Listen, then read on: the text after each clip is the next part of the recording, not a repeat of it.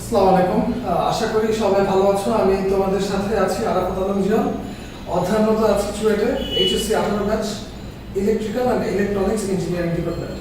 তো আজকে আমরা মেইনলি আমাদের এসএসসি একাডেমিক যে কোর্স, এই কোর্সটার কেমিস্ট্রি চ্যাপ্টার 4 পর্যায় সারণী, এই চ্যাপ্টারটা নিয়ে মেইনলি হচ্ছে আজকে আমাদের আলোচনার বিষয়। তো যেটা করা হবে সেটা হচ্ছে যে আমাদের মোটামুটি থিওরিটিক্যাল যা যা পোর্শন আছে এই চ্যাপ্টারের, এই পোর্শনগুলো মোটামুটি এক্সপ্লেন করে দেওয়া ট্রাই করা হবে। এর পাশাপাশি ওই থিওরি রিলেটেড কিছু সিকিউ এখানে সলভ করা হবে। তো তাহলে আমি কথা না বাড়িয়ে ক্লাসটা শুরু করি। তো ফার্স্টে যেটা হইতেছে এখন, তো ফার্স্ট হচ্ছে আমার পর্যায় সারণীর যে পটভূমি। তো এই পোর্শনটা একটু নিচ দায়িত্বে তোমাকে একটু দেখে নিতে হবে। আমি তারপরে কিছু পয়েন্ট একটু নোট ডাউন করে দিই। সেটা হইতেছে যে এখান থেকে তুমি যেটা দেখবা যে 1829 সালে বিজ্ঞানী ডোবেরাইনার তিনটা করে মৌলিক পদার্থ, মানে উনি দেখেন যে তিনটা করে মৌলিক পদার্থ একই রকমের ধর্ম প্রদর্শন করে। প্রথমে তিনি পারমাণবিক ভর অনুসারে ওই তিনটা মৌলকে সাজান। এরপর তিনি লক্ষ্য করেন যে দ্বিতীয় মৌলের যে পারমাণবিক ভর, সেইটা প্রথম ও তৃতীয় মৌলের পারমাণবিক ভরের যোগফলের অর্ধেক বা তার কাছাকাছি। এইটাকে আমরা বলি হচ্ছে ডোবেরাইনারের ত্রয়ী সূত্র। এই যে এই প্রশ্ন যেটা, এটা হচ্ছে তোমার ক নাম্বারের কোশ্চেনের জন্য অনেক সময় থাকে যে হচ্ছে ত্রয়ী সূত্র এই জিনিসটা কি। এখন আরেকটা যেটা আছে, বিজ্ঞানী ডোবেরাইনার ক্লোরিন, ব্রোমিন, আয়োডিনকে প্রথম ত্রয়ী মৌল হিসেবে চিহ্নিত করেন। মানে উনি একবার প্রথমে হচ্ছে ক্লোরিন, ব্রোমিন, আয়োডিন, এই তিনটাকে হচ্ছে তোমার ত্রয়ী মৌল হিসেবে হচ্ছে আবার চিহ্নিত করেন। তারপর যেটা এখানে তুমি একটা হিসাব করে দেখবা, যেটা হচ্ছে ক্লোরিনের যে পারমাণবিক ভর এটা হচ্ছে 35.5, ব্রোমিনের হচ্ছে আবার অলমোস্ট 71 অর সামথিং, আয়োডিন হচ্ছে 127। যেটা হয় যাচ্ছে এই দুটো যোগ করে এদের যে গড় সেটা হচ্ছে আমার ব্রোমিনের সমান। সো এই কারণে এই তিনটাকে প্রথম ত্রয়ী মৌল হিসেবে চিহ্নিত করে। তো এই প্রশ্নটা একটু মাথায় রাখতে হবে। দ্বিতীয় যে জিনিসটা যে হচ্ছে 1864 সাল পর্যন্ত মৌল সময়ের জন্য যে বিজ্ঞানী নিউটন অষ্টক নামে একটা সূত্র হচ্ছে তিনি প্রদান করেন। এখন এটাতে যেটা বলা হয়েছে যে হচ্ছে এই সূত্র অনুযায়ী কোন একটা মৌল সমূহকে যদি পারমাণবিক ভরের ছোট থেকে বড় অনুযায়ী সাজানো যায়, ঘরের ছোট থেকে বড় অনুযায়ী যদি সাজানো যায়, তাহলে দেখা যায় যেটা যে একটা মৌলের ধর্ম তার অষ্টম মৌলের ধর্মের সাথে মিলে যায়। যে কোনো একটা মৌলের ধর্ম তার যে অষ্টম মৌল, আমি যদি সিরিয়ালি হচ্ছে এরকম মার্কিং করি 1 2 3 4 5 6 7, তো একটা মৌলের ধর্ম তার যে অষ্টম মৌলটা আছে ওই অষ্টম মৌলের ধর্মের সাথে মিলে যায়। এটাকে আমরা বলি হচ্ছে তোমার অষ্টক সূত্র। এটা কিভাবে আমরা সাজাই, মৌল সমূহকে তার পারমাণবিক ভরের ছোট থেকে বড় অনুযায়ী সাজানো হয়, পারমাণবিক ভর সংখ্যা অনুযায়ী। তারপরে 3 নম্বর যেটা, বিজ্ঞানী মেন্ডেলিভ উনি একটা সাধারণ সূত্র প্রয়োগ করেন আর কি পর্যায় সারণীর জন্য। সেটা কিন্তু এরকম যে মৌল সময়ের এটাও আছে যে মেন্ডেলিভের সূত্রটি বিবৃত করো। ক নাম্বারের জন্য এই কোশ্চেনটা গুরুত্বপূর্ণ যে মৌল সময়ের ভৌত ও রাসায়নিক ধর্মগুলি তাদের পারমাণবিক ভর সংখ্যা বৃদ্ধির সাথে সাথে পর্যায়ক্রমে আবর্তিত হয়। এটা সো এখন এই এই এই জিনিসটা বলতে আসলে বুঝেছি যেটা যে আমার যে ভৌত আর রাসায়নিক যে ধর্মগুলি যেগুলো আছে, এটা হচ্ছে তোমার যদি ভর সংখ্যা বাড়তে থাকে, যেমন হচ্ছে আমার হাইড্রোজেনের ভর সংখ্যা 1, আমি অক্সিজেনে গেলাম, অক্সিজেনের ভর সংখ্যা হচ্ছে 60, আবার যদি সামনে লাগাই ক্লোরিনের হচ্ছে 90। তো এইরকম আবার যখন সামনে আমি যাচ্ছি ভর সংখ্যা কন্টিনিউয়াসলি বাড়তেছে, এই ভর সংখ্যা বৃদ্ধির সাথে সাথে এই ধর্মগুলো পর্যায়ক্রমে আবর্তিত হয় বা চেঞ্জ হইতে থাকে।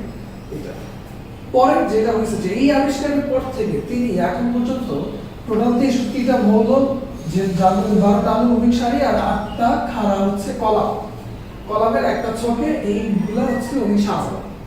তো পরে উনি একটা ভবিষ্যৎবাণী এখানে করছে যে তার যে এই যে মেন্ডেলিভের পর্যায় সারণী আরেকটা সাফল্য হচ্ছে কিছু মৌল সম্পর্কে সে হচ্ছে সঠিক ভবিষ্যৎবাণী করে গিয়েছে।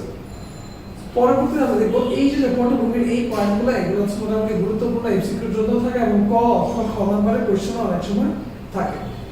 এখন যেটা হয়েছে এখান থেকে তুমি যে জিনিসটা খেয়াল করবা যে মেন্ডেলিভের পারমাণবিক ভর সংখ্যা যে পর্যায় সারণী ওনার যে নিয়ম ছিল যে পারমাণবিক ভর সংখ্যা বৃদ্ধির সাথে সাথে ভৌত রাসায়নিক ধর্মাবলী আবর্তিত হয়। তো ওনার ওই নিয়ম অনুযায়ী উচিত ছিল যেটা যে মৌলগুলো পারমাণবিক ভর কম সেগুলো পর্যায় সারণীতে আগে বসবে, আর যে পরমাণুর পারমাণবিক ভর বেশি সেইগুলো হচ্ছে পর্যায় সারণীতে পরে বসবে। কিন্তু একটা জিনিস যেটা দেখা গেছে যে ব্যতিক্রম যেটা, যে আর্গন যেটা হয়েছে, আর্গনের পারমাণবিক ভর হচ্ছে 40 আর পটাশিয়ামের পারমাণবিক ভর হচ্ছে 39। তো ওই হিসাব অনুযায়ী তুমি দেখবা আর্গন কিন্তু বসাচ্ছে আগে, এটা হচ্ছে 3 নাম্বার কক্ষপথের 18 নম্বর গ্রুপে, আর পটাশিয়াম যেটা এটা হচ্ছে তোমার 4 নাম্বার কক্ষপথের 1 নম্বর গ্রুপে অবস্থিত। কিন্তু মেন্ডেলিভ যেটা বলছিল যে পারমাণবিক ভর সংখ্যা যার আগে সে আগে বসবে, পারমাণবিক ভর সংখ্যা যার বেশি সে পরে বসবে। তো ওই রুলস কিন্তু এখানে কি হয়ে গেছে, ব্রেক হয়ে গেছে। তো তখন যেটা হয়েছে যে এই যে এখানে দেখো পরবর্তীতে দেখা গেছে এইরকম আরো অনেকগুলা কিছু কিছু মৌল দেখা গেছে যাদের ক্ষেত্রে এরকম ব্যতিক্রম দেখা গেছে। তো এই জিনিসটা হচ্ছে আমার মেন্ডেলিভের তোমার পর্যায় সারণীর একটা কি ত্রুটি ছিল বা একটা হচ্ছে আমার ইরোড ছিল। সো ওই ইরোডটা মিটিগেট করার জন্য বা হচ্ছে প্রশমিত করার জন্য যেটা করা হয় পরবর্তীতে একজন সায়েন্টিস্ট হেনরি মোসলে, যিনি হচ্ছে পারমাণবিক সংখ্যার ভিত্তিতে পর্যায় সারণী তৈরি করার একটা প্রস্তাব দেন, যিনি হচ্ছে পারমাণবিক ভরের পরিবর্তে পারমাণবিক সংখ্যা। তো এই হেনরি মোসলেকে মোটামুটি উনি হচ্ছে আমার এই পর্যায় সারণীর মধ্যে একটা যুগান্তকারী একটা চেঞ্জ আনেন আর কি, যেই রুলস ধরেই মোটামুটি আমার পর্যায় সারণীতে রেডি করা হয়েছে পরবর্তীতে। তো পারমাণবিক সংখ্যা অনুসারে আমি যদি মৌলগুলোকে পর্যায় সারণীতে স্থান দিই, তাহলে মেন্ডেলিভের পর্যায় সারণীতে যে পারমাণবিক সংখ্যা 58 যেটা হচ্ছে আর্গন, সেটা আগে বসবে, আর পটাশিয়াম যেটা 19 সেটা কি পরে বসবে। সো তখন এই ত্রুটিটা কি হয়ে যায়, দূর হয়ে যায়। আচ্ছা, এইখানে আরেকটা টার্ম যেটা তোমাকে মনে রাখতে হবে যে হচ্ছে ইউপ্যাক, এটা পূর্ণ রূপ হচ্ছে international union of pure and applied chemistry, IUPAC. এটা হচ্ছে 118টা মৌলিক পদার্থকে শনাক্ত করেছে এখন পর্যন্ত এটাকে শনাক্ত করেছে। এখন এখান থেকে যেটা করতে হবে, এই 118টা মৌলের মধ্যে বেশিরভাগই হচ্ছে প্রকৃতিতে পাওয়া যায়, আর বাকি কিছু যেটা ল্যাবরেটরিতে কৃত্রিম উপায়ে তৈরি করা হয়েছে। তো ল্যাবরেটরিয়ে এর মধ্যে 33টা নিয়ে ছক তৈরি করা কাজ শুরু করেছিলেন। মেন্ডেলিভ করছে কয়টা, 63টা করছিল তখন, এবং 4টা ছিল হচ্ছে তার মধ্যে অনাবিষ্কৃত, মানে তখন আবিষ্কৃত হয় নাই। বর্তমানে সেটা 118টা মৌল নিয়ে আধুনিক পর্যায় সারণী প্রতিষ্ঠিত হয়। তাহলে আধুনিক পর্যায় সারণী টোটাল মৌল কয়টা, 118টা। এই কোশ্চেনটাও এমসিকিউ তে আবার থাকে। এই হচ্ছে আবাসিক পর্যায় সারণী। এই পর্যায় সারণীর কিছু কিছু প্রশ্ন আমাকে অবশ্যই মনে রাখতে হবে। এখন এখানে আমরা যদি একটু পর্যায় সারণীর বৈশিষ্ট্য দেখে এসে তারপরে তার আগে আমি একটু বলে দিই, যেটা এখান থেকে একটু বলে যাই, তোমার এই গ্রুপ 1 এ যারা আছে, এই গ্রুপ 1 এ এরা সবাই হচ্ছে ক্ষার ধাতু। গ্রুপ 2 তে যারা আছে এদের আলাদা পরিচয় আছে, এরা হচ্ছে নিক্ষার ধাতু। গ্রুপ 7 থেকে সামনে আমরা দেখবো এটা হচ্ছে হ্যালোজেন যারা আছে, যে ক্লোরিন, ব্রোমিন, আয়োডিন, অ্যাসিটিন, এরা হচ্ছে আবার তোমার এখানে যেটা হ্যালোজেন। আর গ্রুপ 18 তে যারা এরা হচ্ছে নিষ্ক্রিয়। মাঝখানে গ্রুপ 14 তে যারা আছে, যারা শেষ স্থল ইলেকট্রন আছে 4টা, এরা হচ্ছে তোমার কাজ করতেছে হচ্ছে উপধাতু হিসেবে। উপধাতু, এটা হচ্ছে আমার উপধাতু এটা। তো এখন যেটা হইতেছে যে মোটামুটি আমরা পর্যায় সারণী এটা পরবর্তীতে আমরা দেখবো। মাঝখানে এগুলো অবস্থান্তর মৌল কিছু আছে, অবস্থান্তর ধাতু আছে। পরের স্লাইডে দেখুন, এটা হচ্ছে আমার পিরিয়ডিক টেবল। পর্যায় সারণীর বৈশিষ্ট্য এটাও খুবই গুরুত্বপূর্ণ, প্রত্যেকটা বৈশিষ্ট্য আমাকে বুঝতে হবে। যে পর্যায় সারণী মূলত একটা ছক বা হচ্ছে আমার টেবল। তো এইখানে যেটা হয় যে আমার এই যে খাড়া মানে এরকম থাকে যেগুলো, এগুলো সব হচ্ছে আমার কলাম, আর এইরকম সোয়ালো যেগুলো থাকে অনুভূমিকভাবে, এইগুলো সবগুলো হচ্ছে আমার সারি। তো এই পর্যায় সারণী ঘরগুলোতে টোটাল মৌল আছে হচ্ছে তোমার 118টা, টোটাল আছে হচ্ছে 118টা আধুনিক পর্যায় সারণী। এর মধ্যে এখন দেখো যেটা যে পর্যায় সারণীতে কি কি বলতেছে, 4টা সারি বা পর্যায়, মানে সোজা কথা এখানে 18টা খাড়া স্তম্ভ বা যেটাকে আমরা বলি হচ্ছে গ্রুপ, বা 18টা কলাম। 18টা কলাম আছে বা 18টা গ্রুপ আছে, সোজা কথা যে একটা পর্যায় সারণীতে গ্রুপ আছে কয়টা, 18টা। আর টোটাল পর্যায় আছে কয়টা, টোটাল পর্যায় আছে হচ্ছে তোমার 8টা।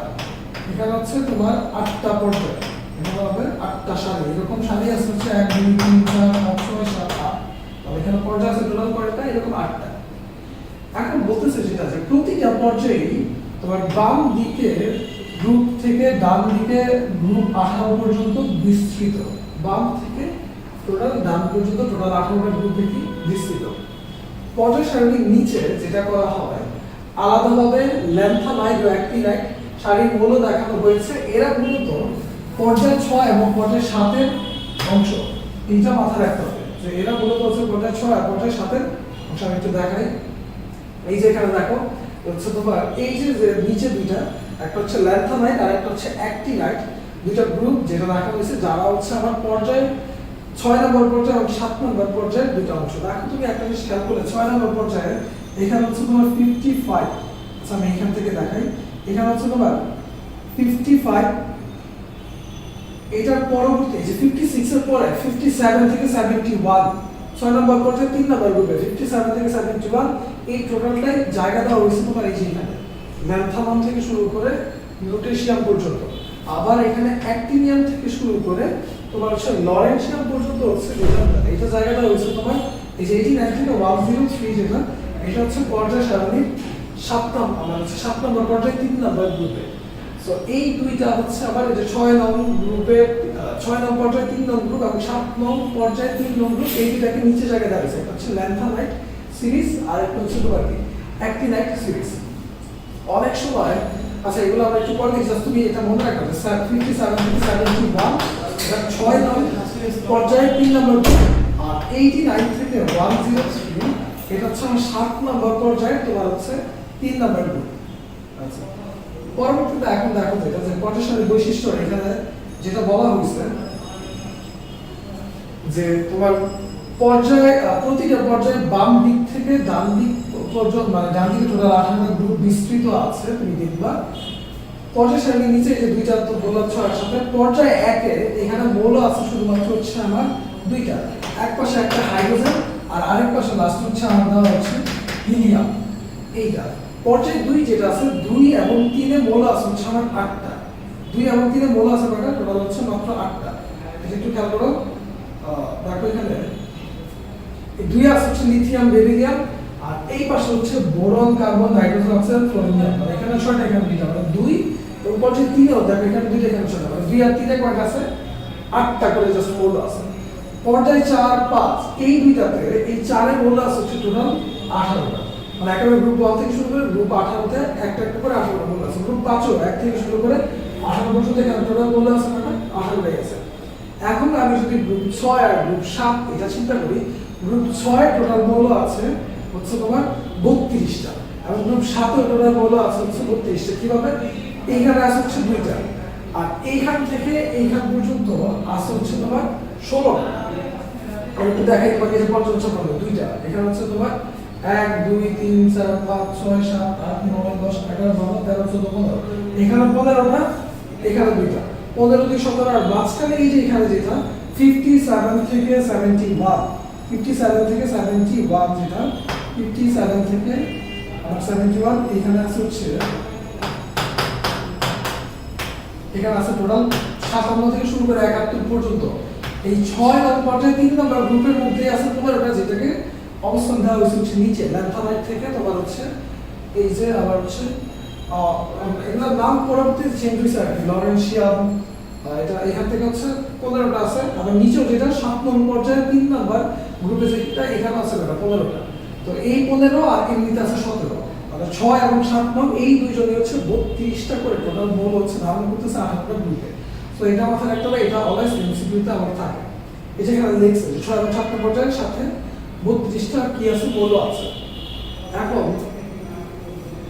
এটা এখানে লেখা আছে তোমার। এখন দেখো যেটা যে তোমার যে সকল মৌলগুলোর পারমাণবিক সংখ্যা এখানে বলতেছে যে 57 থেকে 71 এরকম 15টা মৌলকে আমরা বলেছি ল্যান্থামাইড সারির মৌল। যে সকল মৌলগুলোর পারমাণবিক সংখ্যা 89 থেকে 103 এরকম 15টা মৌলকে আমরা বলি হচ্ছে অ্যাক্টিনাইড সারির হচ্ছে তোমার মৌল। এখন ল্যান্থামাইড সারির মৌলগুলোর ধর্ম এত কাছাকাছি এবং অ্যাক্টিনাইড সারির মৌলগুলোর ধর্ম এত কাছাকাছি হয়, এদের দুইটাকে এই যে একসাথে আলাদাভাবে রাখা হয়েছে পর্যায় সারণীর নিচে। বিশেষ করে খেয়াল রাখতে হবে। এখন এখান থেকে কিছু বৈশিষ্ট্য যেগুলো পরিলক্ষিত হয়, একই পর্যায়ে তুমি যদি বাম থেকে ডানে যাও তাহলে মৌলসমূহের ধর্ম ক্রমান্বয়ে কি চেঞ্জ হইতে থাকে। একই গ্রুপের মৌলগুলোর ভৌত ও রাসায়নিক ধর্ম প্রায় কি একই রকম, মানে হচ্ছে একই যে গ্রুপ আছে ওই সেম গ্রুপের মৌলগুলোর তোমার হচ্ছে ভৌত ও রাসায়নিক ধর্ম অলমোস্ট সেমই হয়। আচ্ছা, এখন ইলেকট্রন বিন্যাস থেকে আবার হচ্ছে পর্যায় সারণীতে যে কোনো একটা মৌলের অবস্থান বের করা। তো এইটা যেটা এটা মোটামুটি আমাদের এই চ্যাপ্টারের অন্যতম গুরুত্বপূর্ণ একটা টপিকের মধ্যে একটা। এখান থেকে যেটা আমাকে করতে হয়, যে কোনো একটা মৌল তোমার পর্যায় সারণী তোমাকে দিয়ে দেয়, দিয়ে তারপর এখান থেকে বলে যেটা যে এই মৌলের অবস্থান তুমি বের করো, মানে হচ্ছে এটা কয় নাম্বার পর্যায়ে কয় নাম্বার গ্রুপের মৌল। তো এইটার জন্য আমার হচ্ছে 4টা রুলস আছে, আমরা এই 4টা রুলস এখন দেখবো ওয়ান বাই ওয়ান। আচ্ছা, আমি একটু আগে একটু দেখে নেই 4টা রুলস আমার স্লাইডে দেওয়া। হ্যাঁ, 4টা রুলসই এখানে দেওয়া আছে। আচ্ছা, 3টা নিয়ম দেওয়া আছে, সমস্যা দেখো। রুল নাম্বার 1 যেটা হইতেছে যে যদি কোনো মৌলের ইলেকট্রন বিন্যাসের সর্বশেষ প্রধান শক্তি স্তরে শুধু s অরবিটাল থাকে, তবে s অরবিটালের ইলেকট্রন সংখ্যা ওই মৌলের গ্রুপ সংখ্যা। মানে সোজা কথা এটা দিয়ে বুঝাইছে এরকম যে তুমি ধরো কোনো একটা মৌলের ইলেকট্রন বিন্যাস করলো, সাপোজ লিথিয়াম। তো লিথিয়ামের হচ্ছে তুমি লিখবা 1s2 2s1। তাহলে এইটার যে সর্বশেষ শক্তি স্তর যে ইলেকট্রন, এটা কোথায় প্রবেশ করছে? s অরবিটালে প্রবেশ করছে। তাহলে s অরবিটালে যে কয়েকটা ইলেকট্রন প্রবেশ করে ওইটাই হচ্ছে তার গ্রুপ সংখ্যা। তাহলে s অরবিটালে ইলেকট্রন প্রবেশ করছে মানে একটা, তাহলে লিথিয়ামের গ্রুপ সংখ্যা কত? 1। তো লিথিয়াম হচ্ছে 1 নম্বর গ্রুপে অবস্থিত। এখন পর্যায় সংখ্যা আমরা কিভাবে বের করি? মানে সর্বশেষ যে ইলেকট্রনটা যত নাম্বার কক্ষপথে গেছে ওইটাই হচ্ছে তার পর্যায় সংখ্যা। তাহলে এখানে এই শেষ ইলেকট্রনটা কত নাম্বার কক্ষপথে গেছে? 2 নাম্বার কক্ষপথে। তাহলে এখানে তোমার এর মান কত? 2। এটাই হচ্ছে তার। আচ্ছা, যেটা বলতেছিলাম যে হচ্ছে s স্তরে আবার যদি ইলেকট্রন যায়, যতগুলো ইলেকট্রন যাবে ওইটাই হবে তার হচ্ছে আমার গ্রুপ সংখ্যা।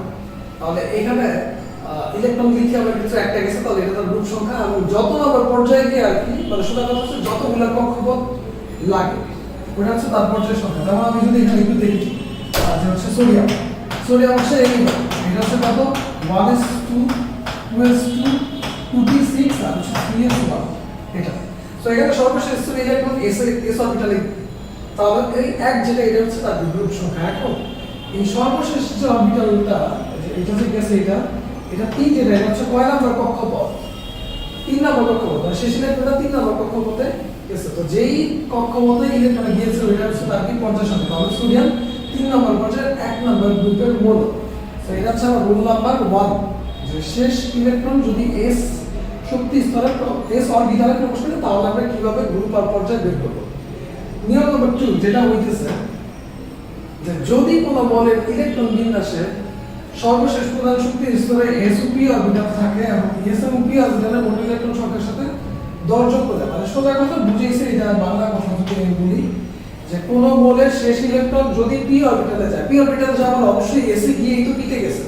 সো p অরবিটালে যদি শেষ ইলেকট্রনটা যায় তাহলে সেই ক্ষেত্রে আমরা গ্রুপ নাম্বার বের করার ফর্মুলা হচ্ছে তার আগে যে s অরবিটাল ছিল s অরবিটাল ইলেকট্রন সংখ্যা প্লাস p অরবিটাল ইলেকট্রন সংখ্যা তার সাথে যোগ করতে হয় একটা 10 এইটা। তো এখন যেটা করতে হবে, তাহলে দেখো তোমার বোরন যেটা দেওয়া 1s2 2p1 শেষ ইলেকট্রন কই গেছে? p তে গেছে। তো p তে গেলে যেটা হচ্ছে p স্তর ইলেকট্রন সংখ্যা কত? 1। তো এটা 1। তো তার আগে s যেটা আছে s এর ইলেকট্রন মানে s ইলেকট্রন কয়টা প্রবেশ করছে? 2টা। 2 1। আমি যেহেতু শেষ ইলেকট্রন p তে গেছে তাহলে হচ্ছে যেটা করতে হবে s + p + 10 এই ফর্মুলা ব্যবহার করতে হবে। তাহলে তার সাথে 10 যদি আমি যোগ করে দিই তাহলে এখান থেকে টোটাল পাবো কত? 30। তাহলে আমার যেটা হইছে যে এইখানে আমার যে গ্রুপ নাম্বার সেটা হচ্ছে কত? 30। তাহলে আমি এখন চিন্তা করলাম যে তোমার সাপোজ সালফার হচ্ছে কত? 16। সালফার ইলেকট্রন বিন্যাস করলে 1s2 2s2 2p6 3s2 3p4। তাহলে শেষ ইলেকট্রন এটা কোথায় গেছে? p তে, p অরবিটালে। p অরবিটালে যদি যায় এখন তোমার যেটা হইছে দেখো যে কোন মৌলের ইলেকট্রন বিন্যাসের সর্বশেষ প্রধান কক্ষপথে s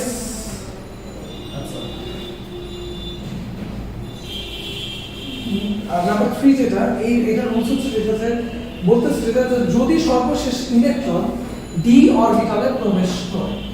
এখানে বলতেছে যে সোজা কথা যে কোন মৌলের ইলেকট্রন বিন্যাসের সর্বশেষ যেটা প্রধান কক্ষপথে যদি s এবং তার আগের প্রধান শক্তি স্তর যদি d অরবিটাল থাকে, মানে শেষ ইলেকট্রনটা s এ গেছে কিন্তু তার আগের যে অরবিটালটা সেটা কি d অরবিটাল যদি থাকে তাহলে যেটা হয় ওই s অরবিটাল আর d অরবিটালের যে ইলেকট্রন সংখ্যা ওইটা যোগ করলে আমরা পেয়ে যাই আবার হচ্ছে গ্রুপ নাম্বার, এটা আমি পেয়ে যাই। তো এটাকে আমি যদি একটু বলি সেটা হচ্ছে এরকম, ধরো সাপোজ ক্রোমিয়াম। সো ক্রোমিয়ামে এটা হচ্ছে ব্যতিক্রম ধর্মী ইলেকট্রন, সেটা হচ্ছে 24 এর ইলেকট্রন সংখ্যা আমরা দেখি হচ্ছে এইভাবে ইলেকট্রন বিন্যাস 1s2 2s2 2p6 3s2 3p6 তারপর হচ্ছে তোমার 3d5 4s1। এখন এটা এইভাবে সাজালে কি ঠিক আছে, বাট হচ্ছে আবার 4s এ কিন্তু ইলেকট্রন প্রবেশ করে হচ্ছে আগে, আর 4s হচ্ছে নিম্ন শক্তির অরবিটাল। 4s ইলেকট্রন প্রবেশ করার পরে বাকিটা প্রবেশ করার কোথায় 3d তে অর্ধপূর্ণ স্ট্রাকচার মেইনটেইনের জন্য এখানে 1 এখানে কোথায় 5। তো তখন যে জিনিসটা হয় যে তুমি দেখো যে এখানে যেটা বলা হয়েছে যে প্রধান কক্ষপথে s এবং তার আগে শক্তি স্তরে যদি d অরবিটাল থাকে, এই যে s তার আগে যদি d অরবিটাল থাকে, মানে এটা কিন্তু মোটামুটি বলা যায় যে শেষ ইলেকট্রনটা কি d তেই গেছে, s আগে গেছে তারপর গেছে হচ্ছে d তে। যদি এইরকম থাকে তাহলে আমার গ্রুপ সংখ্যা বের করার রুলস হচ্ছে তোমার s আর d এর ইলেকট্রন সংখ্যা যোগ করো, তাহলে হচ্ছে 5 যোগ 1, তাহলে কত হবে 6, 5 যোগ 1 তাহলে হবে কত 6। তাহলে ক্রোমিয়াম যেটা হচ্ছে এই ক্রোমিয়ামের গ্রুপ নাম্বার হচ্ছে তোমার 6, ক্রোমিয়ামের গ্রুপ নাম্বার যেটা এটা হচ্ছে কত 6। এটা পর্যায় কত ঠিক আছে, সেই ইলেকট্রন সিডি তে প্রবেশ করছে, কিন্তু এখানে টোটাল যে কক্ষপথ সংখ্যা এটা কত 4 না, তাহলে পর্যায় হচ্ছে কত 4। তাহলে ক্রোমিয়াম হচ্ছে আমার 4 নম্বর পর্যায় 6 নম্বর গ্রুপের মূল। সো এরকম ভাবে আমরা মোটামুটি সবগুলো করতে পারি। যেমন হচ্ছে আমি একটা দেখাই আয়রন 26, এটা হচ্ছে 1s2 2s2 2p6। এইভাবে ইলেকট্রন বিন্যাসগুলো দেওয়া শিখতে হবে। তারপর হচ্ছে তোমার এখানে 2p6 তো 10, তারপর হচ্ছে 3s2 3p6 2 4 10 12 18, আগে ইলেকট্রন যাবে হচ্ছে 4s 2 4 26 মিলানোর জন্য এখানে দিতে হচ্ছে 6টা। তাহলে এইটার যদি আমি গ্রুপ নাম্বার চিন্তা করি, d s এর আগে কি d না, মানে শেষ ইলেকট্রন তো d তেই গেছে, তাহলে এখানে d প্লাস s, তাহলে d তে 6টা ইলেকট্রন s এর কয়টা 2টা, তাহলে ওভারঅল হচ্ছে তোমার গ্রুপ নাম্বার হচ্ছে 8 আর পর্যায় কত 4, কিন্তু শেষ কক্ষপথ হচ্ছে 4, তাহলে 4 নম্বর পর্যায়ে এটা হচ্ছে 8 নম্বর পর্যায়। তাহলে এই হচ্ছে আমার তিনটা মূল। এখন এখানে এক্সটেনশন হিসেবে মানে এক্সট্রা যেটা বলতে পারি, অনেক সময় একটু চালাকি করে এরকম বলে যে বলে হচ্ছে তোমার পারমাণবিক সংখ্যা 57, এটা হচ্ছে কত নাম্বার গ্রুপের কত নাম্বার পর্যায়ে। তো তোমাকে একটা জিনিস মনে রাখতে বলছিলাম 57 থেকে 71 এই পুরোটাই হচ্ছে 6 নাম্বার পর্যায়ে 3 নং গ্রুপের মূল। তো এগুলো দিলে হিসাবই করার দরকার নেই, ডিরেক্ট এটা হচ্ছে ল্যান্থানাইট 6। আর তোমার 89 থেকে যেটা আমাকে বলতো 103 যেটা, এটা হচ্ছে তোমার কত, এটা যেটা এটা হচ্ছে তোমার 7 নম্বর পর্যায়ে 3 নম্বর গ্রুপে। তো এর মধ্যে কোনো একটা সংখ্যা দিলে আমি ডিরেক্ট লিখে দিব, তো আমার এই রুলস মেইনটেইন করা দরকার নেই।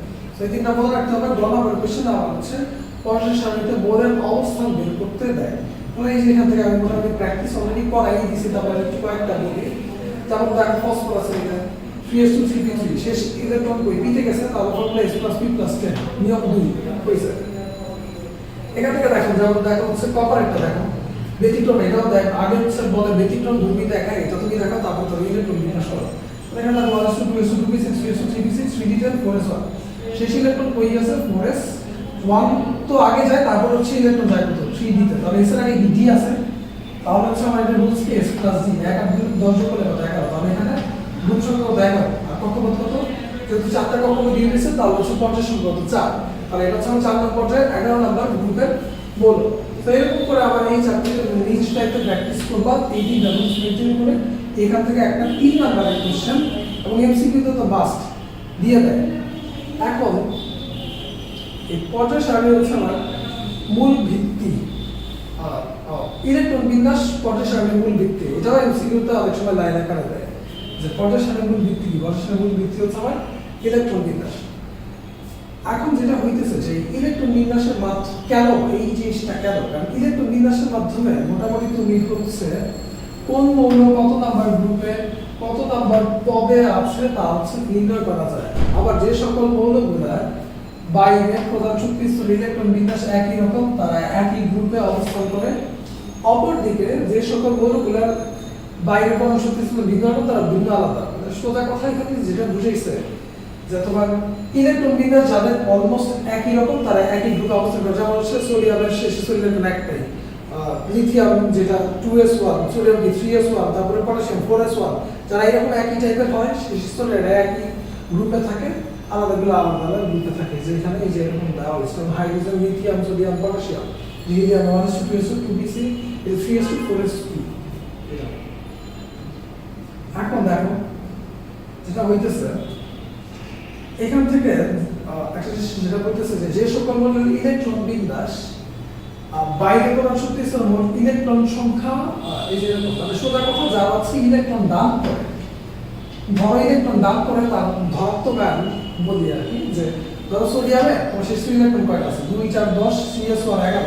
এখন আমি যদি অষ্টক পূরণ হয় কি 2 8 এক জায়গায় গেছে হচ্ছে কি এক্সট্রা, তো সে এখন কি করতে পারে এই ইলেকট্রন কি করতে পারে দান করতে পারে, দান করে দিয়ে কি করতে পারে ধনাত্মক আয়ন বা পজিটিভ আয়নে কি দিতে পারে পরিণত হওয়ার কি দেখায় প্রবণতা দেখায়। তাহলে এই যে ধনাত্মক আয়ন পরিণত হওয়ার যে প্রবণতাটা দেখায় সে একটা ইলেকট্রন দান করে Na+ আয়নে যে কি হয় সে পরিণত হয়, এটা হচ্ছে কি ইলেকট্রন দান করলে ধনাত্মক আয়নে কনভার্ট হয়, এই জিনিসটা বলা হয়েছে, এগুলো বুঝতে হবে তোমাকে। আবার অনেক সময় যাদের যেটা হয় যেমন তুমি ক্লোরিনের কথা চিন্তা করো 2 4 10 12 17, তাহলে এখানে তার শেষ স্তরের যেটা হচ্ছে 2 8 7 শেষ স্তরের ইলেকট্রন সংখ্যা আছে মানে 7টা। তো সেই ক্ষেত্রে যেটা করতে পারে সে হচ্ছে একটা ইলেকট্রন গ্রহণ করতে পারে, তো একটা ইলেকট্রন সে যদি গ্রহণ করে তো গ্রহণ করলে যেটা হবে যে তার ইলেকট্রন ঘনত্ব 2 8 8 2 8 8 গ্রহণ করে অষ্টক পূরণ হবে। তো এই যে গ্রহণ যদি করে ইলেকট্রন তাহলে কি ঋণাত্মক আয়নে পরিণত হয়, আর ইলেকট্রন আমি যদি ত্যাগ করি তাহলে হচ্ছে আমি ধনাত্মক আয়নে পরিণত হয়। এই জিনিসগুলো মোটামুটি বুঝতে হবে। এখন দেখো যেটা বলতেছে যে পর্যায় সারণীর কিছু ব্যতিক্রম, এটা অনেক সময় দেয় যেমন হাইড্রোজেনের অবস্থান। আমাদের পর্যায় সারণী এক গ্রুপে যারা থাকে এরা হচ্ছে সবাই হচ্ছে ক্ষার ধাতু, কিন্তু হাইড্রোজেনই যেটা এটা হচ্ছে একটা অধাতু। কিন্তু এই যে দেখো কিন্তু কেন এটাকে ক্ষার ধাতুর সাথে আবার অবস্থান দেওয়া হয়েছে, পর্যায় সারণীতে হাইড্রোজেনের তীব্র তড়িৎ ধনাত্মক ক্ষার ধাতু এই যে এগুলোর সাথে অবস্থান দেওয়া হয়েছে। প্রধান কারণ যেটা ক্ষার ধাতুরও যেমন শেষ স্তরে ইলেকট্রন কয়টা আছে একটা করে, তুমি দেখবে যে sodium, potassium, rubidium, cilium, francium সবারই শেষ স্তরে ইলেকট্রন আছে হচ্ছে একটা করে। তো ওইরকম আবার হাইড্রোজেনেরও শেষ স্তরে একটা মাত্র ইলেকট্রন রয়েছে। আবার হাইড্রোজেনের অনেক ধর্মই আবার ক্ষার ধাতুর যে ধর্ম আছে ওই ধর্মের সাথে মিলে যাবে। অন্যদিকে তোমার হচ্ছে যে হ্যালোজেন এর একটা পরমাণু যেমন হচ্ছে একটা ইলেকট্রন গ্রহণ করতে পারে, তেমনি হাইড্রোজেনও একটা ইলেকট্রন যেমন এই যে যেটা হইতেছে যে হ্যালোজেন যেটা আছে যে ফ্লোরিন, ব্রোমিন, আয়োডিন এরা কি একটা ইলেকট্রন গ্রহণ করে তাদের অষ্টক পরমাণু অষ্টক মেনটেনের জন্য, এবং হাইড্রোজেন একটা ইলেকট্রন গ্রহণ করতে পারে। এখন তাইলে হাইড্রোজেনের অনেক ধর্ম হ্যালোজেনের সাথে মিলে যায়, তবে তাহলে আমি হ্যালোজেনের মধ্যে না দিয়ে আমি ক্ষার ধাতু কেন বলতেছি, হাইড্রোজেনের বেশিরভাগ ধর্ম ক্ষার ধাতুর সাথে মিলে যায়, কারণ হাইড্রোজেনকে আমরা 1 নম্বর গ্রুপের মধ্যে কি দিয়েছি স্থান দিয়েছি। পরে হিলিয়ামের অবস্থা যেটা দেখো, আবার হিলিয়াম যেটা ওই হিলিয়ামকে দেওয়া হয়েছিল 18তে। তো এখন যেটা হইতেছে যে হিলিয়ামের ইলেকট্রন বিন্যাস অনুসারে হিলিয়ামকে গ্রুপ 2 এ স্থান দেওয়া উচিত ছিল, কিন্তু গ্রুপ 2 এর যে মৌলসমূহ এগুলো হচ্ছে আমার তীব্র তড়িৎ ধনাত্মক ক্ষার ধাতু। 2 এর যে হচ্ছে তোমার মৌলসমূহ এরা কি তীব্র তড়িৎ ধনাত্মক ক্ষার ধাতু, তো এদেরকে আমরা কি বলি মৃৎ ক্ষার ধাতু বলি। তো আবার হিলিয়াম তো হচ্ছে একটা নিষ্ক্রিয়, এটাকে মৃৎ ক্ষার ধাতুর সাথে কেন দেওয়া হচ্ছে এই প্রশ্নের কারণ একটা মৃৎ ক্ষার ধাতুগুলোরও শেষ স্তরে ইলেকট্রন কয়টা দুইটা, হিলিয়ামেরও শেষ স্তরে একটা জিনিস আমি একটু বলি তোমাকে এখান থেকে যে উচিত ছিল যেটা যে হিলিয়ামের শেষ স্তরে ইলেকট্রন আছে দুইটা, তো এটাকে মৃৎ ক্ষার ধাতুর সাথে অবস্থান দেওয়া উচিত ছিল গ্রুপ 2 তে, কিন্তু না দিয়ে গ্রুপ 18 তে দেওয়ার কারণ হিলিয়াম যেটা এটা সেটা নিষ্ক্রিয় গ্যাস, তো নিষ্ক্রিয় গ্যাসের জন্য আমার হচ্ছে গ্রুপ 18 যেটা এটা হচ্ছে কি বরাদ্দ, তো এই কারণে এটাকে ওখানে দেওয়া হয়েছে, এখানে এটা একটা ব্যতিক্রম। ল্যান্থার অ্যাক্টিন অ্যাসিড এটাও যেটা যে পর্যায় সারণীর নিচে আবার 6 নম্বর পর্যায়ে তোমার 3 নম্বর গ্রুপ বা 7 নম্বর পর্যায়ে 3 নম্বর গ্রুপ, 57 থেকে 71 থেকে 103 এই যে 15 30টা মনে এটাকে পর্যায় সারণীর নিচে আলাদা করে অবস্থান দেওয়া হয়েছে, এটা কি পর্যায় সারণীর কিছু একটা কি ব্যতিক্রম, সেই ব্যতিক্রমগুলো তোমাকে মাথায় রাখতে হবে। এখন পর্যায়িত ধর্ম যেটা এটাও খুবই গুরুত্বপূর্ণ, পর্যায় সারণীর অবস্থান যেমন গুরুত্বপূর্ণ এর চেয়ে মোটামুটি এটা আরেকটু বেশি। এই পোর্শন থেকে আমার কোশ্চেন আসে, পর্যায়িত ধর্ম আমরা প্রত্যেকটা একটা করে দেখবো, ধাতব ধর্ম, তারপর হচ্ছে তোমার আয়নীকরণ শক্তি একটা আছে, তারপর ইলেকট্রন আসক্তি, তড়িৎ যুগান্তকতা, 4টা ধর্মই আমরা 1 বাই 1 এক্সপ্লেন করবো।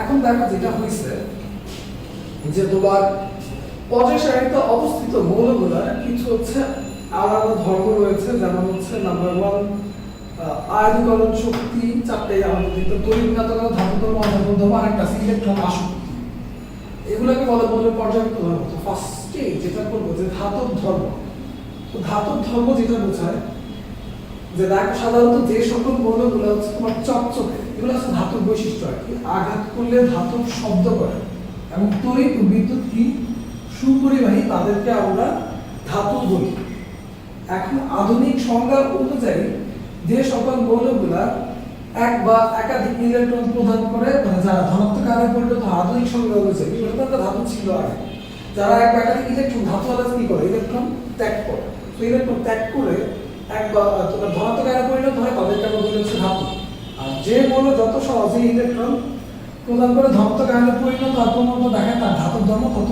বেশি সোজা কথা হচ্ছে যে যত সহজে ইলেকট্রন ত্যাগ করে ধনাত্মক আয়নে পরিণত হইতে পারে তার যে ধাতব ধর্ম বা মেটালিক প্রপার্টি এটা হচ্ছে অনেক বেশি থাকে যেমন হচ্ছে যে তোমার লিথিয়াম একটা ইলেকট্রন ত্যাগ করে Li+ পরিণত হয় এমন একটা লাইন যেটা বলছে এটা মনে রাখতে হবে যে পজিশন বাম থেকে ডানে গেলে ধাতব ধর্ম হ্রাস পায় এতে কি বোঝায় দেখো ধরো সোডিয়াম 11 শেষ ইলেকট্রন একটা এটা সহজে একটা ইলেকট্রন ত্যাগ করতে পারে তারপর ম্যাগনেসিয়াম যেটা এটা ইলেকট্রন ত্যাগ করতে হবে এটা দুইটা ইলেকট্রন ত্যাগ করতে হবে করে হচ্ছে Mg2+ আয়নে পরিণত হয় তো এই যে পরে যাই তখন তিনটা ত্যাগ করতে হয় তো বাম থেকে যত ডানে যাইতে থাকবো তার ইলেকট্রন ত্যাগ করার যে ক্ষমতা এটা কিন্তু একটু টাফ হয়ে যায় এটা ধাতব ধর্ম হ্রাস পায় কেন টাফ হয়ে যায় এটা আমরা পরবর্তী ধর্ম দিয়ে এক্সপ্লেন করবো তো ধাতব ধর্ম এটা হচ্ছে মনে রাখতে হবে তারপর যেটা হচ্ছে অধাতব ধর্ম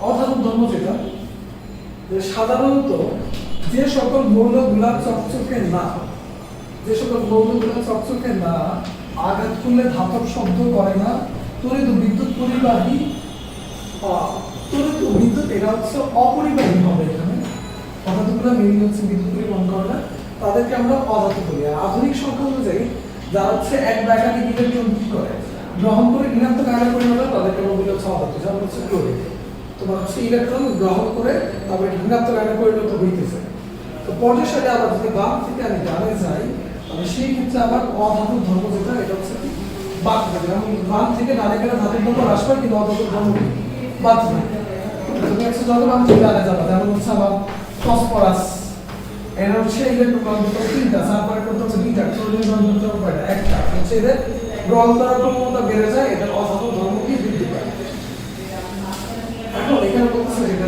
যে সকল মৌলগুলো কোন সময় ধাতুর মতো আচরণ করে আবার কোন সময় অধাতুর মতো আচরণ করে তাদেরকে আমরা বলি হচ্ছে তোমার অপধাতু বা অর্ধধাতু বা হচ্ছে সোজা কথা হচ্ছে উপধাতু এটা অসমাথা রাখতে হবে এখন পর্যায় সারণী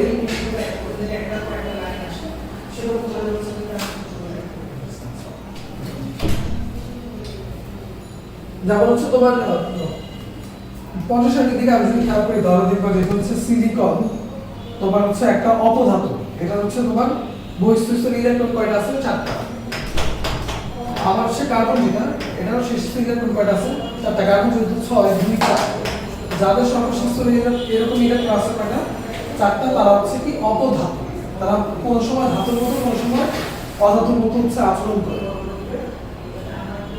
এখন যেটা এটা যে গুরুত্বপূর্ণ আমার ধর্ম যেটা বলতেছে সেটা হচ্ছে পারমাণবিক আকার বা পরমাণুর আকার বা পারমাণবিক ব্যাসার্ধ যেগুলো আমার সিকিউ কোশ্চেনের জন্য গুরুত্বপূর্ণ তো এইটা যেটা হয়েছে যে একটা পর্যায়ে বাম থেকে ডানে যত আমি বাম থেকে ডানে যাইতে থাকবো তত হচ্ছে আমার পারমাণবিক আকার যেটা এটা হচ্ছে হ্রাস পায় এখন কেন হ্রাস পায় আর হচ্ছে উপর থেকে যত নিচে যেতে থাকবো পারমাণবিক আকার কি বৃদ্ধি পায় এখন ফার্স্টে আমার সংজ্ঞা দেখেছে পারমাণবিক আকার বা পারমাণবিক ব্যাসার্ধ এই জিনিসটা কি সেটা হচ্ছে একটা নিউক্লিয়াস ধরে একটা নিউক্লিয়াস তো এইটার চারদিকে থাকে হচ্ছে আমার কক্ষপথ যে কক্ষপথে ইলেকট্রনগুলো কি করতে থাকে ঘুরতে থাকে তারপরে এই নিউক্লিয়াস থেকে সর্বশেষ কক্ষপথের যে দূরত্ব এটাকে আমরা বলি হচ্ছে পারমাণবিক ব্যাসার্ধ বা পরমাণুর আকার কথা হচ্ছে যতগুলো কক্ষপথ আছে নিউক্লিয়াস থেকে সর্বশেষ কক্ষপথের যে দূরত্ব এটাই হচ্ছে আমার পরমাণুর আকার তো এখন তুমি যেটা দেখবা যে আমার এখানে দুটো লাইন যেটা বলা হয়েছে এখানে মনে রাখতে হবে যে একই পর্যায়ে আমি যত বাম থেকে ডান দিকে যেতে থাকবো আমার পারমাণবিক আকার এটা ততই কমতে থাকে আবার যে কোনো একটা গ্রুপের যতই আমি উপর থেকে নিচে নিচে যাবো তত হচ্ছে পারমাণবিক আকার ততই হচ্ছে বাড়ে। তাহলে দেখো এখন কেন এই জিনিসটা হইতেছে। ফার্স্টে আমি দেখি বাম থেকে ডানে যদি আমি যাই, ধরো বামে হচ্ছে সোডিয়াম, এটা হচ্ছে 11, এটার শেষ স্তরে ইলেকট্রন, ধরো আমি এখানে লিখলাম মাঝখানে ইলেকট্রন আছে, আমি যে শেষ স্তর রাখলাম এখানে আছে মানে একটা।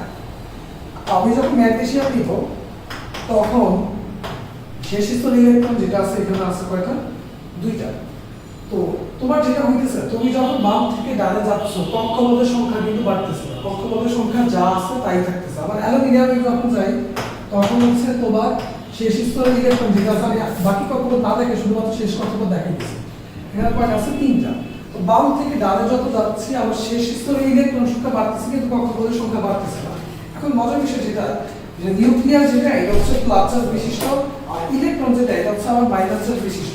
তো এই প্লাস আর এই মাইনাস একটা আরেকটাকে কি করে? আকর্ষণ করে। তো এই ইলেকট্রন সর্বশেষ শক্তিস্তর ইলেকট্রন নিউক্লিয়াস কর্তৃক আকর্ষিত হয়। তো যখন আমার বাম থেকে আমি যত ডানে যাইতে থাকবো তত হচ্ছে আমার ইলেকট্রন সংখ্যা বাড়তে থাকবে, আর নিউক্লিয়াসের প্রতি এই বহিঃস্থ স্তরের ইলেকট্রনের যে আকর্ষণ এটা কি প্রতিনিয়ত বাড়তে থাকবে। আকর্ষণটা যখন আমার বাড়তে থাকবে বাম থেকে ডানে, তখন যেটা হবে তোমার হচ্ছে এই জিনিসটা এইভাবে চেপে যাবে, বা হচ্ছে সোজা কথা হচ্ছে সংকুচিত হবে। যে এটা দ্বারা এটা আকর্ষিত হইতেছে তখন এটা কি হবে? সংকুচিত হবে। তো এই কারণে যেটা হয় যে একই পর্যায়ে আমি যখন বাম থেকে ডানের দিকে যেতে থাকবে, যে এখানে দেখো কথাগুলো দেখছে, বাম থেকে ডানে গেলে পারমাণবিক সংখ্যা বৃদ্ধি পায় কিন্তু শক্তি স্তরের সংখ্যা কি বাড়ে না। আর এই পারমাণবিক সংখ্যা বাড়লে ইলেকট্রন উপরের সংখ্যা কি বাড়ে। এতে যেটা হইতেছে নিউক্লিয়াস আর ইলেকট্রনের কি হয়? অধিক আকর্ষণ। অধিক আকর্ষণের ফলে ইলেকট্রনগুলো নিউক্লিয়াসের কাছাকাছি চলে আসে, ফলে পরমাণুর আকার কমতে থাকে। আবার তোমার যে জিনিসটা হইতেছে সেটা হচ্ছে একই গ্রুপে তুমি যখন উপর থেকে নিচে যাবা, আর হচ্ছে উপর থেকে নিচে হচ্ছে যেতে থাকবা, তখন তুমি যেটা হইতেছে যে কক্ষপথ কিন্তু কন্টিনিউয়াসলি বাড়তেছে। যেমন আবার লিথিয়াম যদি চিন্তা করি, লিথিয়ামের তোমার হচ্ছে কক্ষপথ কয়টা? 2টা। এই হচ্ছে 2, তারপর হচ্ছে কত? 1। আরেকটা আমি যদি নিচে যাই সোডিয়ামের কক্ষপথ কয়টা? 3টা। 1টা 2টা 3টা। তো তোমার তো কমন সেন্স থেকে যেটা বুঝে দিতেছে, আমরা বলতেছি যে হচ্ছে নিউক্লিয়াস থেকে সর্বশেষ বহিঃস্থ স্তরের যে দূরত্ব ওইটাই আমাকে দিতেছে হচ্ছে পারমাণবিক আকার। এখানে হচ্ছে নিউক্লিয়াস থেকে সর্বশেষ কক্ষপথের যে দূরত্ব এটা হচ্ছে কি? পারমাণবিক আকার। তো আমি যখন উপর থেকে নিচে আবার যাইতেছে জিনিসটা, তখন যেটা হইতেছে কন্টিনিউয়াসলি একটা করে আমার কক্ষপথ বাড়তেছে। তো কক্ষপথ বাড়ার কারণে এবার এই নিউক্লিয়াস থেকে সর্বশেষ কক্ষপথ দূরত্ব কি বাড়তেছে, তার মানে পারমাণবিক আকার কি বাড়তেছে। তো এদের আবার তোমাকে দেখতে হবে, অনেক সময় সিক্রেট আমার কিছু মৌল দিয়ে দিয়ে বলে হচ্ছে এদের পারমাণবিক আকারের ক্রমানুসারে তুমি সাজা। তো এটা খেয়াল রাখতে হবে। এটা হচ্ছে পারমাণবিক আকার পারমাণবিক ব্যাসার্ধ। এখন পরের যে টার্মটা সেটা হচ্ছে আয়নীকরণ শক্তি। এটাও খুবই গুরুত্বপূর্ণ। যে এখানে যেটা হচ্ছে যে এটা সংজ্ঞা যখন আসেন যে গ্যাসীয় অবস্থায় 1 মোল গ্যাসীয় পরমাণু থেকে 1 মোল ইলেকট্রন অপসারণ করে 1 মোল ধনাত্মক আয়নে পরিণত করতে যে পরিমাণ শক্তির প্রয়োজন হয় তাকে আয়নীকরণ শক্তি বলা হয়। মানে সোজা কথা হচ্ছে কোন একটা মোলের সর্বশেষ শক্তি স্তর থেকে একটা ইলেকট্রন ত্যাগ করতে, একটা ইলেকট্রন বের করে দিতে যে পরিমাণ এনার্জি প্রয়োজন হয় সেটাকে আমরা বলি হচ্ছে আয়নীকরণ শক্তি। তো দেখো যেমন হচ্ছে আবার সোডিয়াম, এটা কি করে? একটা ইলেকট্রন ত্যাগ করে, মাইনাস দিয়ে লিখলাম Na মাইনাস একটা ইলেকট্রন, তো এখানে কি পাই? Na plus. মানে এই যে সোডিয়াম একটা ইলেকট্রন ত্যাগ করে, সোডিয়ামের আগে কিছুটা আছে তার মানে এটা 1 মোল সোডিয়াম, এই যে 1 মোল ইলেকট্রন মানে কোন একটা পরমাণু কি দিছে 1 মোল গ্যাসীয় পরমাণু থেকে 1 মোল ইলেকট্রন অপসারণ করে 1 মোল কি ধনাত্মক আয়নে পরিণত করতে যে পরিমাণ শক্তির প্রয়োজন হয় তাকে বলে আয়নীকরণ শক্তি। একটা পর্যায়বৃত্ত ধর্ম। এখানে যেটা মাথায় রাখতে হবে যে একই পর্যায়ে আমার বাম থেকে ডানে যদি আমার যায়, আর আয়নীকরণ শক্তি যেটা এটা হচ্ছে কি? বাড়ে। আয়নীকরণ শক্তি হচ্ছে বাড়ে, বাম থেকে ডানে গেলে আয়নীকরণ শক্তি এখানে দেখা হবে হচ্ছে বাড়ে, বৃদ্ধি পায়। আর পারমাণবিক ব্যাসার্ধ যদি বাড়তে থাকে তাহলে আয়নীকরণ শক্তি কমে, পারমাণবিক ব্যাসার্ধ কমলে আয়নীকরণ শক্তি বাড়ে। এর পিছনে কারণ একটু এক্সপ্লেন করি। সেটা হইতেছে দেখো কেন এরকম হইতেছে যে এই চারটার মধ্যে বলতেছে সিলিকন সবচেয়ে ভালো, এই কারণে সিলিকন আয়নীকরণ শক্তি বেশি। পিছনে রিজন হচ্ছে সোডিয়ামে ইলেকট্রন থাকে হচ্ছে একটা, নিউক্লিয়াসের প্রতি ইলেকট্রনের যে আকর্ষণ, ম্যাগনেসিয়ামের শেষ শক্তি স্তরে ইলেকট্রন থাকে 2টা, কারণ হচ্ছে ম্যাগনেসিয়ামের সাথে হচ্ছে তোমার নিউক্লিয়াসের আকর্ষণটা কি আরেকটু বেশি। অ্যালোয় নেওয়া থাকে 3টা, তো এখানে আকর্ষণ আরেকটু বেশি সিলিকন 7টা। যত বাম থেকে ডানে যাচ্ছে ইলেকট্রনের আধিক্য বা ইলেকট্রন বেড়ে যাওয়ার কারণে নিউক্লিয়াসের প্রতি ওই শেষ শক্তি স্তরে ইলেকট্রন যে আকর্ষণ এটি বেড়ে যায়। তো এখন যখন বাম থেকে ডানে আকর্ষণের মানটা বেড়ে যাইতেছে, তখন তুমি যখন ওই শেষ শক্তি স্তর থেকে একটা ইলেকট্রন ত্যাগ করাতে চাবা, তখন যেটা হবে আবার শক্তি কিন্তু মানে হচ্ছে অনেক বেশি অ্যাপ্লাই করতে হবে। তো যেহেতু আমি যে কাজটা করতেছি যে কি পরিমাণ শক্তি দরকার হয় একটা ইলেকট্রন অপসারণ করতে বা এক মোল ইলেকট্রন অপসারণ করতে কি পরিমাণ শক্তি দরকার হয়, ওই অ্যামাউন্টটাই যেহেতু আমার আয়নীকরণ শক্তি, বাম থেকে ডানে গেলে আকর্ষণ বেশি, ওই আকর্ষণ ভেদ করে শক্তি মানে হচ্ছে ইলেকট্রন ত্যাগ করাতে শক্তিও কি লাগে বেশি লাগে, এবার বাম থেকে ডানে গেলে আয়নীকরণ শক্তি কি বাড়তে থাকে। তো এটা তো হচ্ছে পারমাণবিক ব্যাসার্ধ। উল্টা পারমাণবিক ব্যাসার্ধে যেটা হইতো যে আবার বাম থেকে যখন আবার ডানে যেত তখন হচ্ছে যে তোমার পারমাণবিক ব্যাসার্ধ এটা কমতে থাকতো, মানে আয়নীকরণ শক্তি কি বাড়তেছে।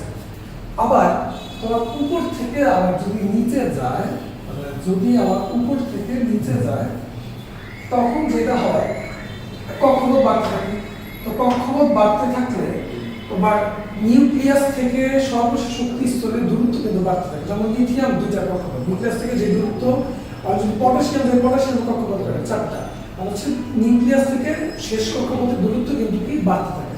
সো কক্ষপথ মানে হচ্ছে তোমার নিউক্লিয়াস থেকে যখন শেষ কক্ষপথের দূরত্বটা বাড়তে থাকে, তখন কিন্তু দূরত্ব বাড়া মানে কি আকর্ষণটা কি কমে যায়, মানে হচ্ছে সর্বশেষ শক্তি স্তরে ইলেকট্রনের নিউক্লিয়াসের প্রতি যে আকর্ষণ, এই আকর্ষণের মানটা কি আস্তে আস্তে কি কমে যায়। তো আকর্ষণ যদি কম থাকে, সেই অবস্থায় তুমি যদি একটা ইলেকট্রন অপসারণ করতে চাও, এই অপসারণ করতে কিন্তু বেশি পরিমাণ শক্তির প্রয়োজন তোমার হবে না। যখন তীব্র একটা আকর্ষণ থাকবে, তখন এখান থেকে একটা গোল অপসারণ করতে কি শক্তির প্রয়োজন হয়। তো এই কারণে তোমার উপর থেকে নিচে যখন যাবে, তখন আয়নীকরণ শক্তি কি কমে। কিন্তু পারমাণবিক ব্যাসার্ধ যেটা উপর থেকে নিচে গেলে পারমাণবিক ব্যাসার্ধ কি বাড়ে। পারমাণবিক ব্যাসার্ধের সাথে তোমার হচ্ছে এই আমার আয়নীকরণ শক্তির যে একটা হচ্ছে রিভার্স রিলেশনশিপ এখানে হচ্ছে মোটামুটি দেখা যায়। এখন পরে যেটা হয়েছে এখানে যে লেখা আছে, এখানে যে হচ্ছে সোডিয়াম যা বলছি আর কি, যে lithium sodium potassium rubidium caesium francium এর মধ্যে লিথিয়াম পারমাণবিক ব্যাসার্ধ সবচেয়ে কম, এটা আয়নীকরণ শক্তি মান সবচেয়ে বেশি। নিচে যত যাইতে থাকবো তোমার হচ্ছে আয়নীকরণ শক্তি তত কি কমতে থাকবে। এখন এইটার উপর বেস করে আচ্ছা পরবর্তীতে আমরা একটু যাই। দেখো আমরা একটু সক্রিয়তার কথা বলি, অনেক সময় বলা হচ্ছে কোনটা বেশি সক্রিয়। তো সক্রিয় ইংরেজি যেটা সেটা হচ্ছে অ্যাক্টিভ, মানে হচ্ছে কে কত বেশি অ্যাক্টিভ, এই জিনিসটা বোঝায় সক্রিয়তার ব্যাপারটা দিতে। তো তখন যেটা হয় মানে হচ্ছে যেমন দেখো উপর থেকে যত নিচে যাইতে থাকি, তত হচ্ছে আবার কক্ষপথ বাড়তে থাকে।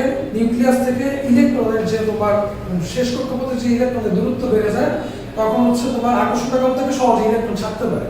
মানে সোজা কথা হচ্ছে যারা খুব সহজে ইলেকট্রন ত্যাগ করতে পারে বা যারা খুব সহজে ইলেকট্রন গ্রহণ করতে পারে, ওই সমস্ত মৌলগুলো হচ্ছে বেশি সক্রিয়।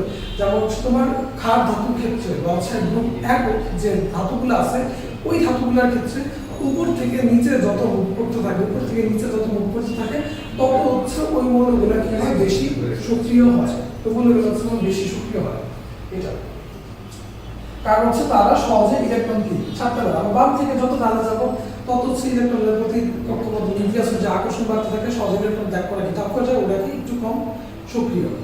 আচ্ছা এখন যেটা হইতেছে পরবর্তীতে, সেটা হচ্ছে আবার পরে যেটা আয়নীকরণ শক্তি, এটা আমাদের মাথায় রাখতে হবে। তারপরে তার হচ্ছে আমার ইলেকট্রন আসক্তি বা ইলেকট্রনের প্রতি যে আকর্ষণ, যেটা আগে যেটা হতো যে তোমার গ্যাসীয় অবস্থায় কোনো মৌলে তুমি হচ্ছে এক মোল ইলেকট্রন ত্যাগ করে, আর এখানে যেটা এক মোল গ্যাসীয় পরমাণুর মধ্যে এক মোল ইলেকট্রন কি করিয়ে প্রবেশ করিয়ে এক মোল ঋণাত্মক আয়নে তোমার হচ্ছে পরিণত করতে যে শক্তি নির্গত হয়, এক মোল ইলেকট্রন প্রবেশ করে এক মোল ঋণাত্মক আয়নে পরিণত করতে যে পরিমাণ শক্তি কি হয় নির্গত, আগে হচ্ছে যে পরিমাণ শক্তি দরকার ছিল, এখন ইলেকট্রন প্রবেশ করাতে যে পরিমাণ শক্তি নির্গত হয়, ওইটাকে আমরা বলি হচ্ছে ইলেকট্রন আসক্তি। তো ইলেকট্রন আসক্তি যে জিনিস, একটা পর্যায়ভিত্তিক ধর্ম, এটা তো যেটা হচ্ছে একই পর্যায়ে তোমার হচ্ছে বাম থেকে ডানে যদি যায়, আর ইলেকট্রন আসক্তি এটা হচ্ছে বৃদ্ধি পায়। আর আরেকটা যেটা যে পারমাণবিক ব্যাসার্ধ কমলে ইলেকট্রন আসক্তির মান বাড়ে, আবার পারমাণবিক ব্যাসার্ধ বাড়লে ইলেকট্রন আসক্তির মান কি তোমার হচ্ছে কমে। মানে পারমাণবিক ব্যাসার্ধের সাথে ইলেকট্রন আসক্তির মানের কি একটা হচ্ছে তোমার রিভার্স রিলেশনশিপ দেখা যায়। তো এখন এখানে দেখো যেটা বলা আছে যে সোডিয়াম ম্যাগনেসিয়াম অ্যালুমিনিয়াম সিলিকন এর মধ্যে কার ইলেকট্রন আসক্তির মান বেশি এবং কার ইলেকট্রন আসক্তির মান হচ্ছে কম। তাহলে ওই যে আমরা নরমাল রুলস যেটা অনুযায়ী বলতেছে সোডিয়াম ম্যাগনেসিয়াম অ্যালুমিনিয়াম সিলিকন এর মধ্যে সোডিয়াম পর্যায়ের সাথে সবথেকে বামে, সিলিকন সবথেকে ডানে। হচ্ছে যত ডানে যাচ্ছে বাম থেকে ডানে তত ইলেকট্রন আসক্তি বাড়তে থাকে। তো এখানে যেটা হচ্ছে সোডিয়ামের পারমাণবিক ব্যাসার্ধ সবচেয়ে বেশি, সিলিকন পারমাণবিক ব্যাসার্ধ সবচেয়ে কম। তাই সিলিকনের ইলেকট্রন আসক্তির মান সবচেয়ে বেশি, আর সোডিয়ামের ইলেকট্রন আসক্তির মান সবচেয়ে কম। পারমাণবিক ব্যাসার্ধের সাথে ইলেকট্রন আসক্তি কি রিভার্স রিলেশনশিপ। কারণ কেনই এরকম হয়, তোমার যেটা হইতেছে যত তোমার পারমাণবিক ব্যাসার্ধের মান কমতে থাকে, পারমাণবিক ব্যাসার্ধের মান কমতে থাকে, তত যেটা হইতেছে তোমার ইলেকট্রন নিউক্লিয়াসের প্রতি আকর্ষিত থাকে। আর যত আমি বাম থেকে ডানে যাই, সোজা কথা হচ্ছে যেটা তুমি যখন বাম থেকে ডানে যাইতে থাকো, বাম থেকে ডানে যাইতে থাকো, ধরো ইলেকট্রন কি বাড়তেছে, ইলেকট্রনের মান কি বেশি থাকে।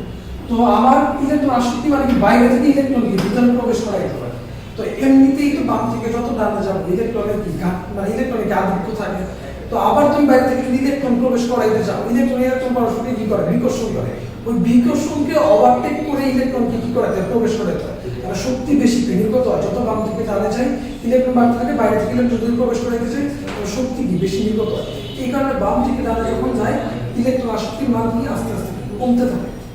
এটা তো এখানে দেখছে যে এই যে তারপরে এখানে এই যে প্রবলেম দিয়ে আছে, যেগুলো হচ্ছে আবার সিকিউর জন্য বলা থাকে যে তোমার বেরিয়াম, তারপর হচ্ছে ক্যালসিয়াম, স্ট্রোনশিয়াম, বেরিলিয়াম, ম্যাগনেসিয়াম, রেডিয়াম, এই মৌলগুলোর মধ্যে কার ইলেকট্রন আসক্তির মান সবচেয়ে বেশি এবং কার ইলেকট্রন আসক্তির মান হচ্ছে তোমার সবচেয়ে কম। এই জিনিসটা তুমি হচ্ছে দেখা। তো তুমি হচ্ছে আগে এইটাকে হচ্ছে সাজাবো, যেমন হচ্ছে আবার বেরিয়াম, ক্যালসিয়াম, স্ট্রোনশিয়াম, বেরিলিয়াম, ম্যাগনেসিয়াম এরা প্রত্যেকটাই হচ্ছে গ্রুপ 2 এর মৌল। কিন্তু এর মধ্যে বেরিলিয়াম যেটা সবচেয়ে ছোট, এটা পারমাণবিক ব্যাসার্ধ সবচেয়ে কম। তো এইটার ইলেকট্রন আসক্তির মান সবচেয়ে কি হবে, বেশি হবে। আবার রেডিয়াম যদি এটা পারমাণবিক ব্যাসার্ধ সবচেয়ে বেশি, এই কারণে এটার ইলেকট্রন আসক্তির মান সবচেয়ে কম হবে। তো এইভাবে হচ্ছে আমি কম্পারিজন করে তুলনাগুলো করে দেবো। পরবর্তীতে যেটা হয়েছে যে হচ্ছে তোমার তড়িৎ ঋণাত্মকতা, আমার আরেকটা টার্ম। তো তড়িৎ ঋণাত্মকতা যেটা, এইটা যেটা প্রত্যেকটা ধর্ম গুরুত্বপূর্ণ এখানে রাখা। তড়িৎ ঋণাত্মকতা দুইটা মৌল যখন হচ্ছে তোমার সমযোজী বন্ধনে আবদ্ধ থাকে, দুইটা মৌল যখন হচ্ছে সমযোজী বন্ধনে আবদ্ধ হয়ে অণুতে পরিণত হয়, সমযোজী বন্ধনে আবদ্ধ হয়ে, যেমন হচ্ছে অক্সিজেন অক্সিজেন মিলে হচ্ছে O2, ক্লোরিন ক্লোরিন মিলে Cl2, তখন পরমাণু বা হচ্ছে একটা হাইড্রোজেন ক্লোরিন মিলে এরকম HCl। তো তখন অণু পরমাণুগুলো বন্ধনে আবদ্ধ ইলেকট্রনগুলোকে নিজের দিকে আকর্ষণ করে। এই আকর্ষণকে তড়িৎ ঋণাত্মকতা বলে। বিষয় হচ্ছে এরকম, যেমন হচ্ছে আবার একটা হচ্ছে হাইড্রোজেন আর একটা হচ্ছে আমার সাপোজ ক্লোরিন। তো এই দুটার মধ্যে ক্লোরিনের শেষ স্তর ইলেকট্রন আছে হচ্ছে কত, তোমার হচ্ছে 7টা, হাইড্রোজেনের শেষ স্তর ইলেকট্রন আছে একটা।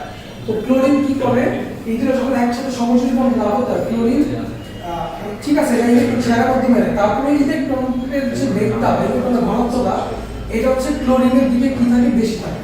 তো ক্লোরিনের দিকে যেহেতু আবার ইলেকট্রন বেগ বা ইলেকট্রন ঘনত্বটা একটু বেশি থাকে, তো সেই ক্ষেত্রে যেটা হয় যে ক্লোরিন আংশিক ঋণাত্মক চার্জ এবং হাইড্রোজেন আংশিক ধনাত্মক চার্জে চার্জিত হয়।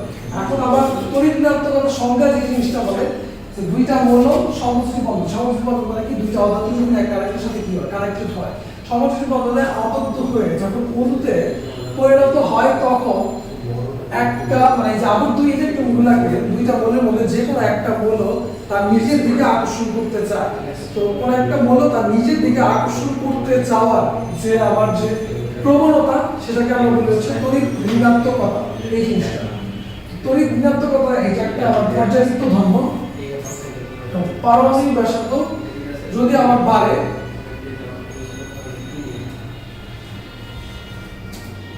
নয়েজ কি আসবে, নয়েজ কিছু কথা। তো পারমাণবিক ব্যাসার্ধ যেটা হইতেছে, পারমাণবিক ব্যাসার্ধ আবার যদি বাড়ে তাহলে সেই ক্ষেত্রে তড়িৎ ঋণাত্মকতার মান কি, কমে, আবার পারমাণবিক ব্যাসার্ধ আবার যদি কমে তড়িৎ ঋণাত্মকতার মান কি বাড়ে। এইখানে হচ্ছে পারমাণবিক ব্যাসার্ধের সাথে তড়িৎ ঋণাত্মকতা যেটা, এটা হচ্ছে একটা আরেকটার সাথে রিভার্স রিলেশন দিতেছে। মানে সোজা কথা হচ্ছে যত আমি বাম থেকে ডানে যেতে থাকবো তত হচ্ছে আমার যে তড়িৎ ঋণাত্মকতার মান এই জিনিসটা হচ্ছে বাড়তে থাকবে। কেন? কারণ যত বাম থেকে ডানে যাই ইলেকট্রন সংখ্যা কিন্তু বাড়তে থাকে। যৌগগুলো হচ্ছে ধাতু থেকে মৌলগুলো হচ্ছে ধাতু থেকে অধাতুতে কনভার্ট হওয়া স্টার্ট করে। তো সেই ক্ষেত্রে যখন তারা সমযোজী বন্ধনে আবদ্ধ হয় তখন যার ইলেকট্রন সংখ্যা বেশি থাকে ম্যাক্সিমাম কেসে সে হচ্ছে ইলেকট্রনটাকে নিজের দিকে টেনে নেওয়ার কি থাকে, একটা তার প্রবণতা থাকে। এটা সো এখন দেখো যেটা হয়েছে, যেমন হচ্ছে 3 নম্বর পর্যায়ে সোডিয়ামের তড়িৎ ঋণাত্মকতার মান সবচেয়ে কম, আবার ক্লোরিন যেটা আছে এটা তড়িৎ ঋণাত্মকতার মান সবচেয়ে বেশি। সাধারণত পরমাণুর আকার যদি ছোট হয় তাহলে তড়িৎ ঋণাত্মকতার মান বাড়ে, আকার বড় হয় তড়িৎ ঋণাত্মকতার মান কমে যাবে। পরীক্ষা আসলে এই পয়েন্টগুলো বুঝে আমাকে লিখে দিতে হবে। এখন বলতেছে বিভিন্ন যৌগ উপস্থিত আছে, তার আগে যেটা করি এই যে রিলেটেড যেটা আছে যে হচ্ছে তড়িৎ ঋণাত্মকতা এইটা এইগুলো একটু তোমাকে দেখতে হবে। যেমন ধরো এখানে তোমাকে দিল হচ্ছে 4টা বলো, যেমন হচ্ছে সোডিয়াম, ম্যাগনেসিয়াম, সিলিকন আর হচ্ছে ক্লোরিন দিয়ে বলতেছে এগুলাকে তড়িৎ ঋণাত্মকতার ক্রম অনুসারে সাজাও। তো অবশ্যই যেটা করতে হবে যে পর্যায়ের সামনে সবচেয়ে ডান দিকে তার তড়িৎ ঋণাত্মকতা বেশি এবং বিভিন্ন পর্যায়ে দিতে পারে। যেমন দিল হচ্ছে ধরো এরকম বেরিলিয়াম, তারপর হচ্ছে সোডিয়াম, তারপর হচ্ছে পটাশিয়াম, অ্যালুমিনিয়াম। তো দেখে বুঝতেছি যেটা যে সবচেয়ে আকার বড় পটাশিয়াম, তো যার আকার সবচেয়ে বড় তার তড়িৎ ঋণাত্মকতা মান সবচেয়ে কম। কারণ পারমাণবিক আকারের সাথে তড়িৎ ঋণাত্মকতার সম্পর্ক যেটা, এটা হচ্ছে এক ধরনের কি তোমার হচ্ছে রিভার্স যে রিলেশনশিপ, এইরকম সম্পর্ক হচ্ছে আমার দেখায়। তো পটাশিয়াম যেটা এটা হচ্ছে চতুর্থ, যেহেতু হচ্ছে আমার শক্তি স্তরে এটার আকার সবচেয়ে বড়, এটা কি তোমার হচ্ছে তড়িৎ ঋণাত্মকতা সবচেয়ে কম। তারপরে আমি যদি আসি সোডিয়াম আর অ্যালুমিনিয়াম, এটা হচ্ছে একই শক্তি স্তর। এই দুটার মধ্যে সোডিয়াম আবার কি বামে বেশি অবস্থিত, তাহলে এরপরে সোডিয়ামের তড়িৎ ঋণাত্মকতা। তারপর যেটা হচ্ছে ডানে অ্যালুমিনিয়াম, তারপর হচ্ছে অ্যালুমিনিয়াম। বেরিলিয়াম যেটা এটার আকার সবচেয়ে ছোট, তাহলে এটা তড়িৎ ঋণাত্মকতা থেকে সবচেয়ে বেশি। এইভাবে হচ্ছে আমাকে কি করতে হবে, সাজায় দিতে হবে মোটামুটি করে আর কি, যে হচ্ছে আমরা এলাম তড়িৎ ঋণাত্মকতার মানে ক্রম অনুসারে।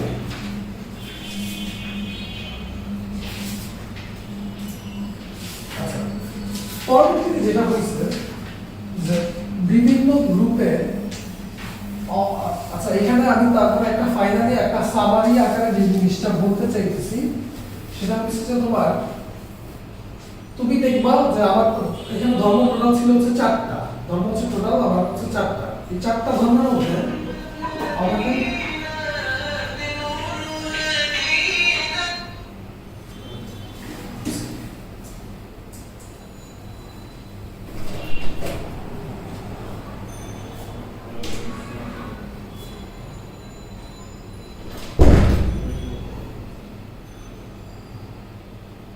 আমার যেটা বলতে চাইতেছি যে আমার ধর্ম হচ্ছে টোটাল 4টা ধর্মের মধ্যে আমি একটু দেখি এখানে যে তোমার যে রিলেশন তুমি ফাইনালি একটা পাইতেছো সেটা হচ্ছে যে সবাই এখানে ফাঁকে সোসাইটি দেখতেছি সবগুলাই 4টা ধর্ম, একটা হচ্ছে পারমাণবিক ব্যাসার্ধ, আয়নীকরণ শক্তি, তড়িৎ ঋণাত্মকতা, ইলেকট্রন আসক্তি।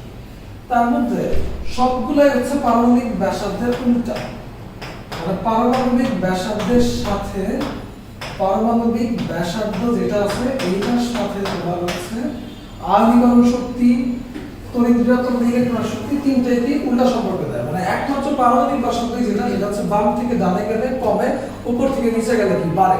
আর বাকি যেই তিনটেই আছে ইলেকট্রন শক্তি, তারপর হচ্ছে তোমার আয়নীকরণ শক্তি আর হচ্ছে তোমার তড়িৎ ঋণাত্মকতা, এই তিনটাই হচ্ছে আবার বাম থেকে আবার যদি ডানে যায় তাহলে এই মানটা কি হইতে থাকে, এই মানটা হচ্ছে তোমার বাড়তে থাকে, আর উপর থেকে নিচে গেলে প্রত্যেকটা মানে কি কমতে থাকে।